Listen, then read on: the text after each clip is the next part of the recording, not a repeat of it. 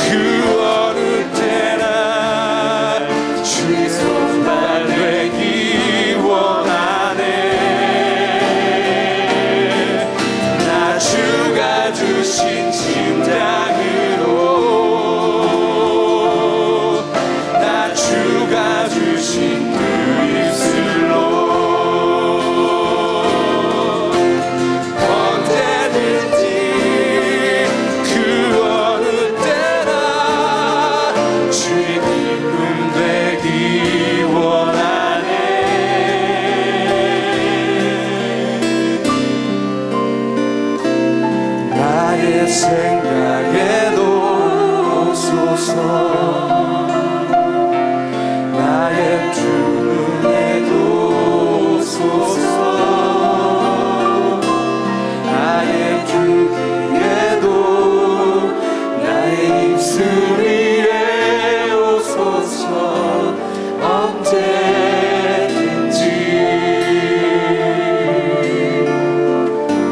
어느 때나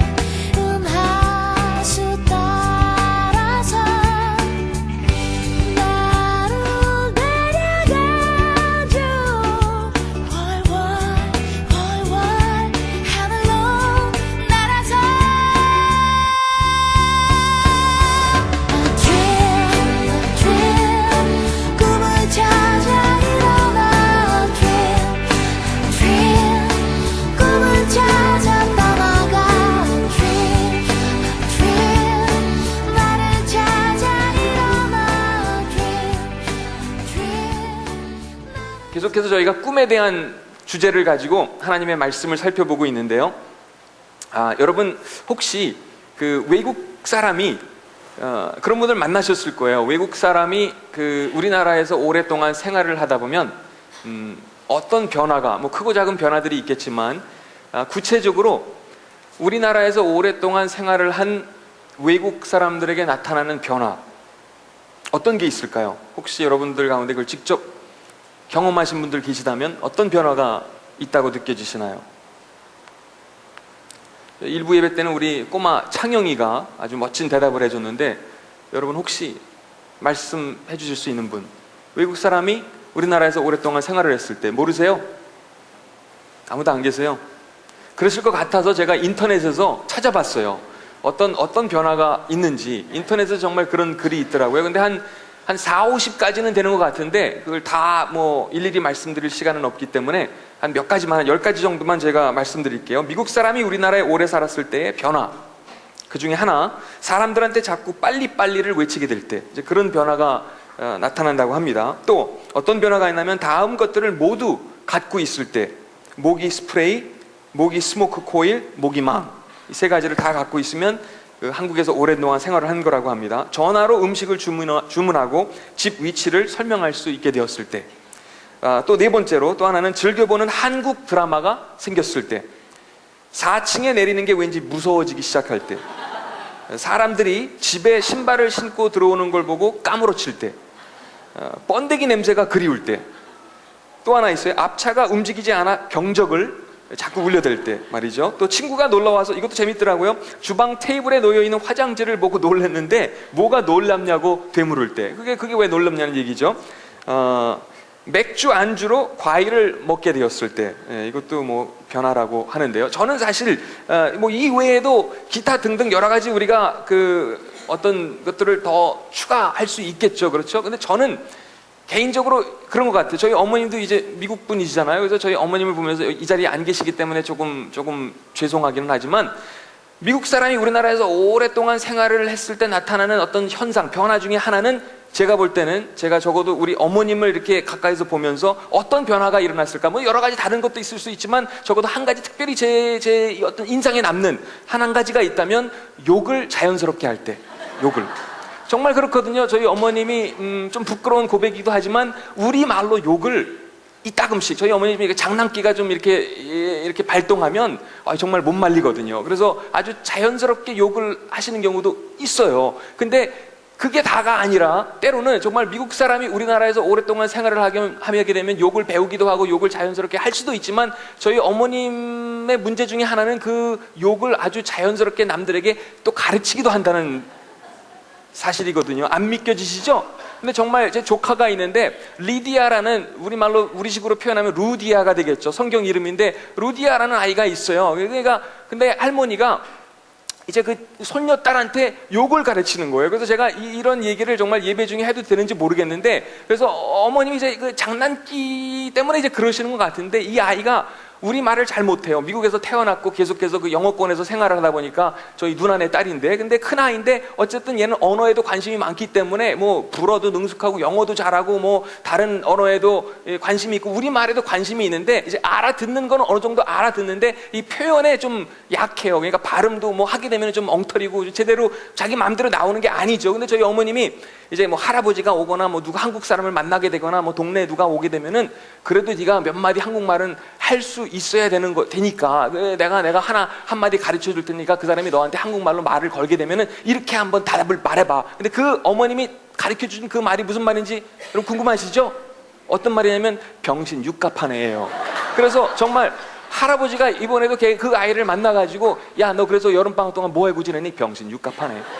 누구를 만나도 제가 가도 그렇고 계속해서 그 욕을 계속해서 하는데, 사실 저는 궁금한 게 있어요. 어머님이 그 욕을 그 아이에게 그 말을 가르쳐 주셨을 때 저희 어머님이 과연 그 뜻을 정확히 알고 가르쳐 주셨을까? 그것도 궁금해지는 것 있죠. 제가 이런 스토리를, 이런 이야기를 들려드리는 이유가 있을까요? 없을까요? 분명히 있죠.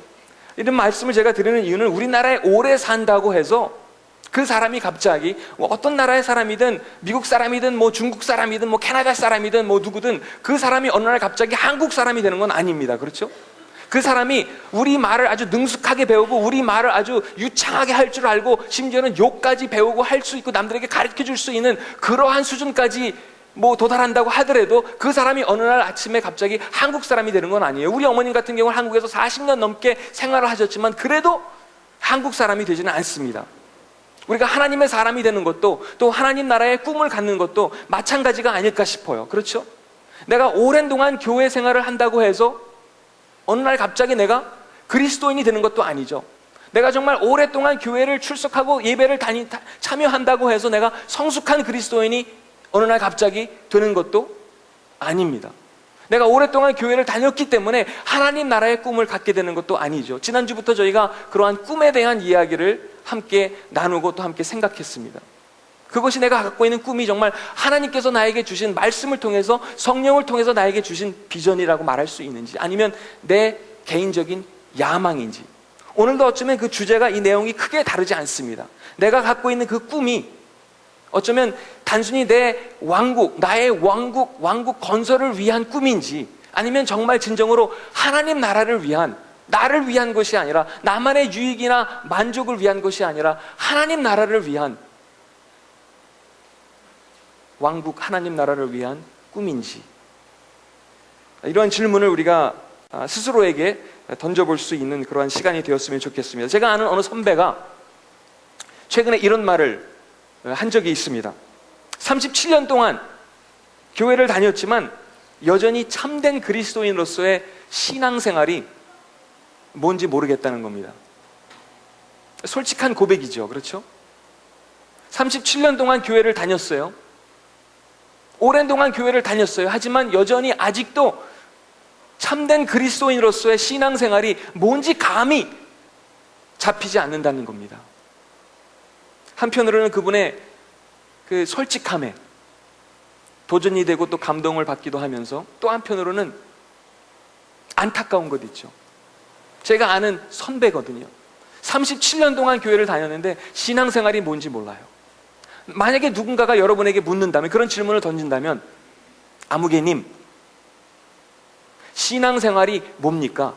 형님, 누님, 언니, 교회를 오랫동안 다니신 것으로 알고 있는데 신앙생활을 저를 위해서 요약해 주신다면, 정의를 내려주신다면 뭐라고 말씀하시겠습니까? 그런 질문을 여러분이 받게 된다면 뭐라고 대답하시겠어요? 신앙생활은 어쩌면 고백을 삶으로 번역하는 지난한 과정이 아닐까 싶습니다. 단순히 고백으로만 끝나면 의미가 없죠. 그렇죠? 고백은 활동 속에서만 진실성이 그만큼 드러나기 때문에 그렇습니다. 예를 들어서 우리가 저는 그 신앙생활에 대해서 어쩌면 주기도문을 예를 들 수도 있을 것 같아요. 그렇죠? 어쩌면 주기도문 안에, 그 짧은 기도문 안에 신앙생활에 대한 모든 것이 들어있을 수도 있어요. 하지만 그것을 그냥 우리가 습관적으로, 형식적으로 내뱉기만 한다면 어쩌면 조금 전에 제가 말씀드린 그분처럼 그러한 고백을 할 수밖에 없겠죠. 37년 동안 교회를 다녔지만 참된 그리스도인으로서의 신앙생활이 뭔지 모르겠습니다. 많은 사람들은 신앙생활을 교회 생활로 착각합니다. 교회 생활은 신앙생활이고 신앙생활은 교회 생활이다. 아니죠.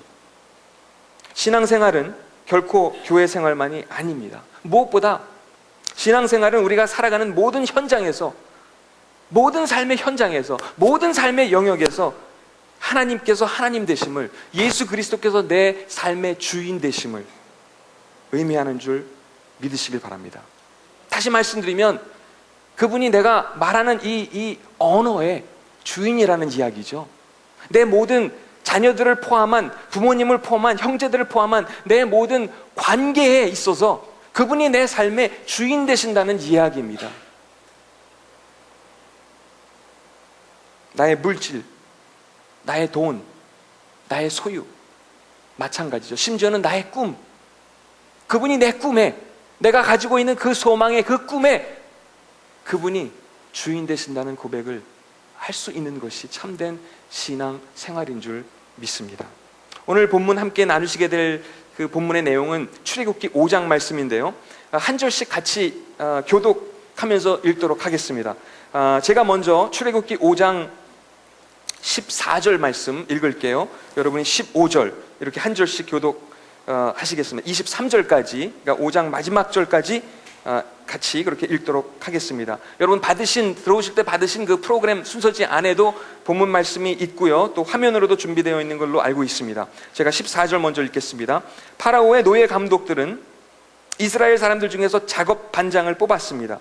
노예 감독들은 그들에게 백성들이 하는 일에 대한 책임을 맡겼습니다. 노예 감독들은 작업 반장들을 때리면서 어찌하여 어제도 오늘도 이전처럼 벽돌 만드는 책임량을 채우지 못하느냐 하고 다그쳤습니다.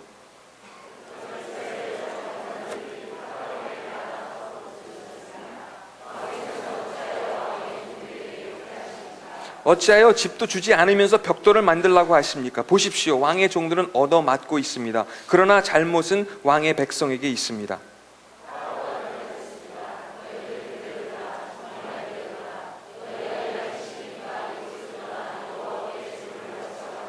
당장 돌아가서 일을 하여라. 너희에게는 짚을 주지 않겠다. 하지만 너희는 그 전과 똑같은 수의 벽돌을 만들어야 한다.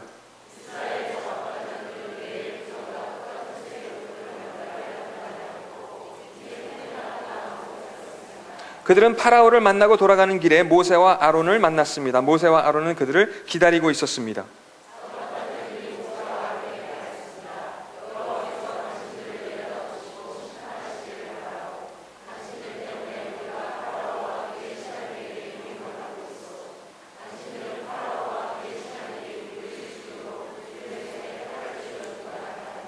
그러자 모세가 다시 여호와께 와서 말했습니다. 주님, 어찌하여 주님의 백성에게 이런 고통을 주셨습니까? 도대체 무엇 때문에 저를 이곳에 보내셨습니까?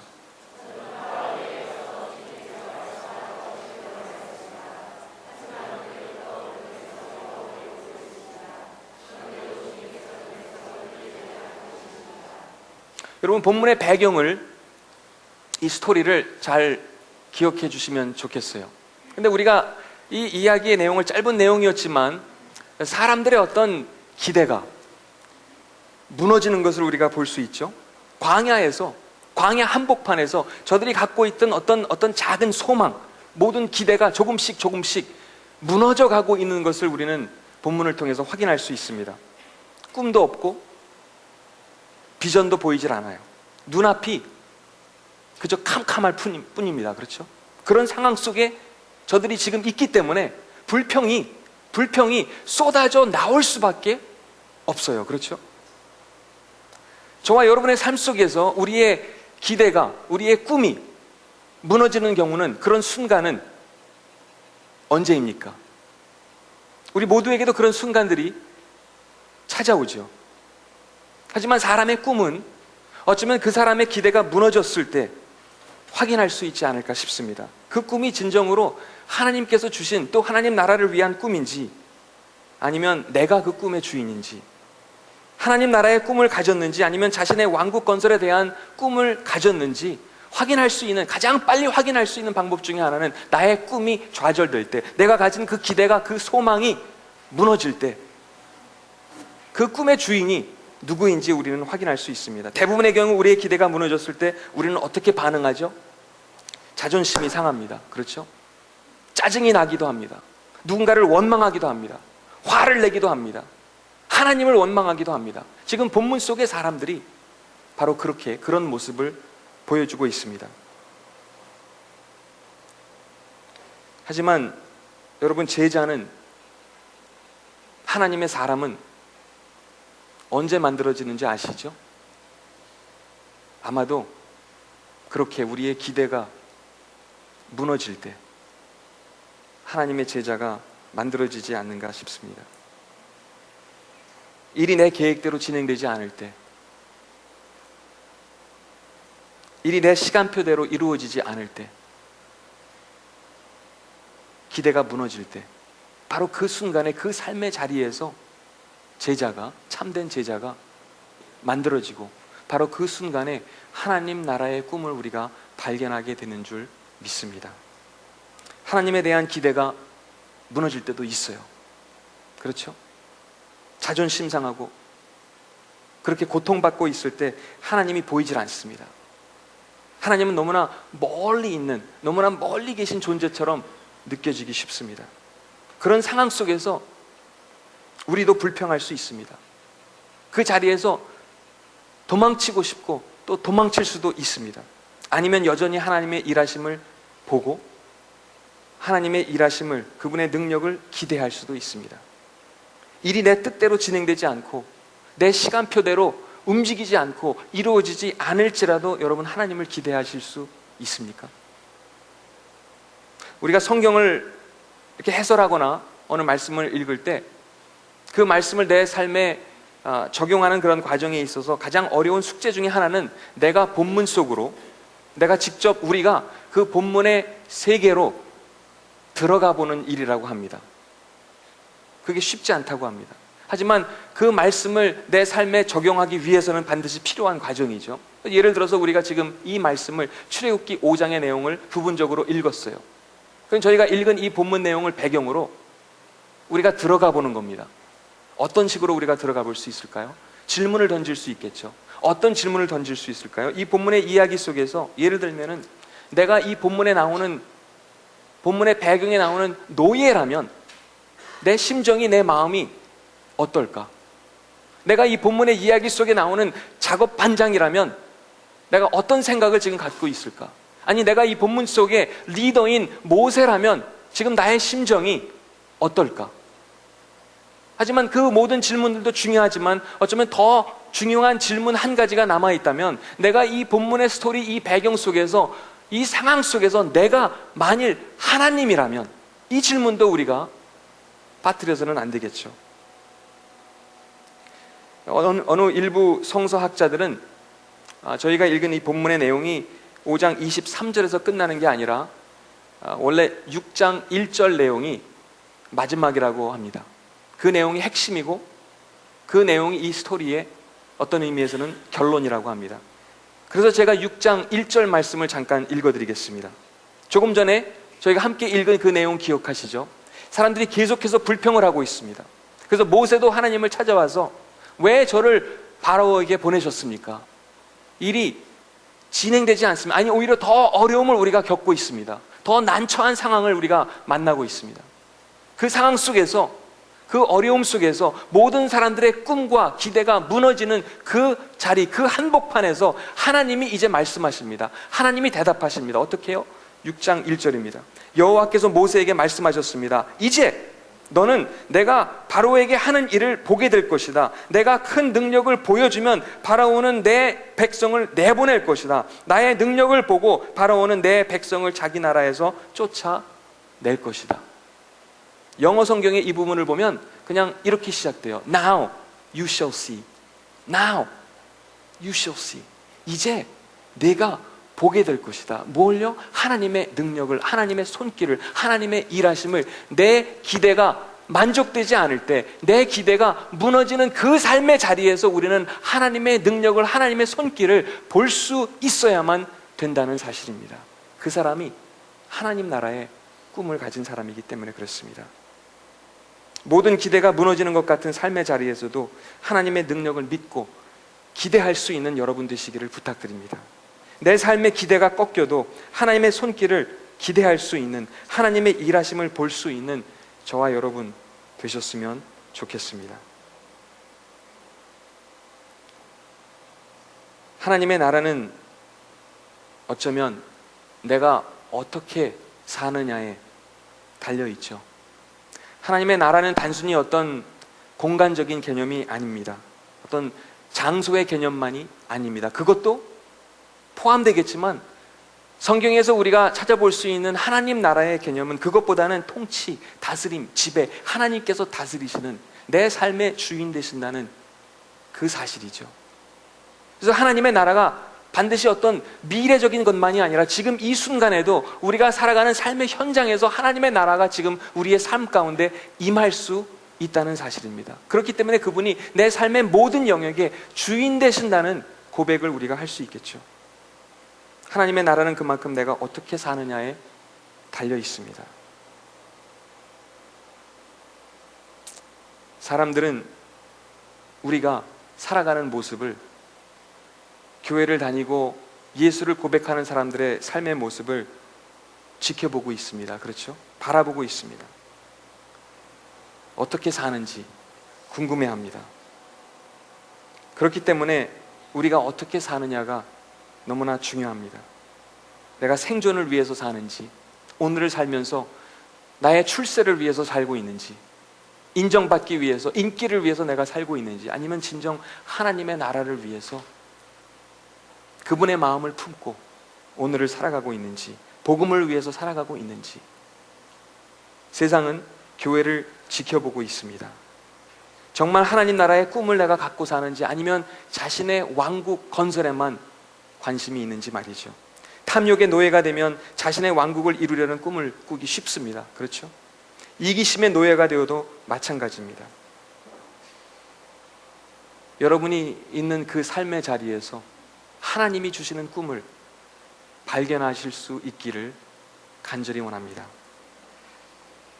하지만 그 꿈이 단순히 나의 개인적인 욕망이 아닌, 나의 왕국 건설이 아닌 하나님의 나라를 위한 꿈이 되었으면 좋겠습니다.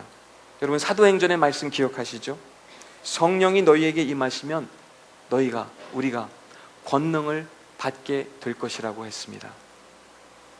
우리의 경험이 진정 하나님의 나라를 위한 것이라면 하나님께서는 우리의 경험에 능력을 더해 주실 것입니다. 그렇죠? 우리의 지식이 진정 하나님의 나라를 위한 것이라면 하나님께서는 우리의 지식에 그만큼 능력을, 그분의 능력을 더해 주실 것입니다. 우리의 재능이, 우리가 갖고 있는 그 재능이 진정 하나님의 나라를 위한 것이라면 하나님께서는 우리가 갖고 있는 그 재능에 하나님의 능력을 더해 주실 줄 믿습니다. 우리의 삶 속에서 무엇보다도 주님을 마음 깊이 사랑하는 저와 여러분 되시기를 주님의 이름으로 부탁드립니다. 십자가가 있는 비전과 십자가가 있는 꿈을 선택하는 저와 여러분 되시기를 부탁드립니다. 같이 기도하실까요? 이 시간에 함께 기도하실 때 어쩌면 지금 현재 내 삶의 자리에서 나의 기대가, 나의 꿈이 무너진 듯한, 무너져가고 있는 듯한 그러한 느낌을, 그러한 인상을, 그러한 경험을, 그러한 과정을 우리가 통과하고 있을 수도 있습니다. 중요한 것은 그 삶의 자리에서 우리가 하나님의 일하심을 바라볼 수 있는지, 기대할 수 있는지, 하나님께서 우리에게 주신 그 꿈을 놓치지 않는 저와 여러분 되시기를 간절히 원합니다. 이 시간 함께 기도하실 때 하나님께서 우리에게 주신 그 꿈, 그 소망, 그 기대감이 어떤 것인지 다시금 확인하면서 정말 내가 갖고 있는 그 소망이, 그 기대가 무너지는 것 같을지라도 내가 그 현장에서, 그 삶의 자리에서 그럼에도 불구하고 하나님의 일하심을 기대하고 있는지, 나를 돌아보는, 그래서 하나님 앞에서 새롭게 고백하고 결단하는 이 시간 될 수 있기를 원합니다. 같이 그렇게 기도하실까요? 함께 기도하시겠습니다.